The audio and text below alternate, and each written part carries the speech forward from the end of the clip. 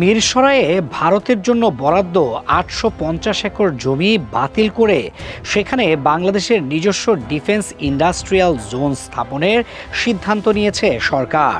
বাংলাদেশ অর্থনৈতিক অঞ্চল কর্তৃপক্ষ বা বেজার এই ঘোষণাকে বিশ্লেষকরা দক্ষিণ এশিয়ার কৌশলগত সমীকরণে একটি বড় পরিবর্তন হিসেবে দেখছেন। ২০১৫ সালে ভারতের প্রধানমন্ত্রী নরেন্দ্র মোদীর ঢাকা সফরে মিরসরাইয়ে ইন্ডিয়ান ইকোনমিক জোন স্থাপনের রূপরেখা চূড়ান্ত হয়। ২০১৭ সালে প্রকল্পের পরিধি ১,০০০ একরের বেশি করা হয়। সে সময় আদানি গ্রুপের সম্পৃক্ততার বিষয়টিও সামনে আসে। তবে এক দশকেরও বেশি সময় পেরিয়ে গেলেও ভারত এই জমিতে কোনো দৃশ্যমান কাজ শুরু করেনি। চূড়ান্ত কোনো আর্থিক সমঝোতা হয়নি, বিনিয়োগ আসেনি।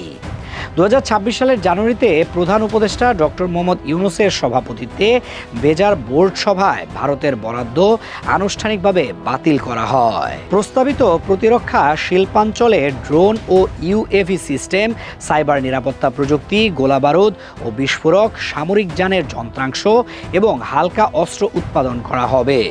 প্রকল্পটি সরকারি বেসরকারি অংশীদারিত্বে পরিচালিত হবে এবং দীর্ঘমেয়াদে বিনিয়োগের লক্ষ্যমাত্রা নির্ধারণ করা হয়েছে ১৫,০০০ কোটি টাকা। Cool body spray, long lasting fragrance. প্রযুক্তি অংশীদার হিসেবে যুক্ত হয়েছে তুরস্ক ও চীন। চট্টগ্রাম ও নারায়ণগঞ্জে তুরস্কের রাষ্ট্রীয় প্রতিষ্ঠান এমকেই এর সঙ্গে যৌথ প্রতিরক্ষা উৎপাদন কমপ্লেক্স নির্মাণের আলোচনা চূড়ান্ত পর্যায়ে রয়েছে। অন্যদিকে চীনের সিটিসি ইন্টারন্যাশনালের সঙ্গে ৬০৮ কোটি টাকার চুক্তিতে বগুড়া বিমান ঘাঁটিতে ড্রোন অ্যাসেম্বলি কারখানার কাজ শুরু হয়েছে। উভয় চুক্তিতেই প্রযুক্তি স্থানান্তরের শর্ত রাখা হয়েছে।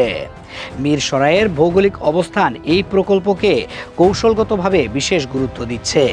এলাকাটি ভারতের শিলিগুড়ি করিডোরের কাছাকাছি, যে সরু করিডোর দিয়ে ভারতের মূল ভূখণ্ড তার ৭টি উত্তর পূর্বাঞ্চলীয় রাজ্যের সঙ্গে যুক্ত। ভারতীয় প্রতিরক্ষা বিশ্লেষকরা এই করিডোরকে দেশটির সবচেয়ে সংবেদনশীল ভূকৌশলগত স্থান হিসেবে বিবেচনা করেন।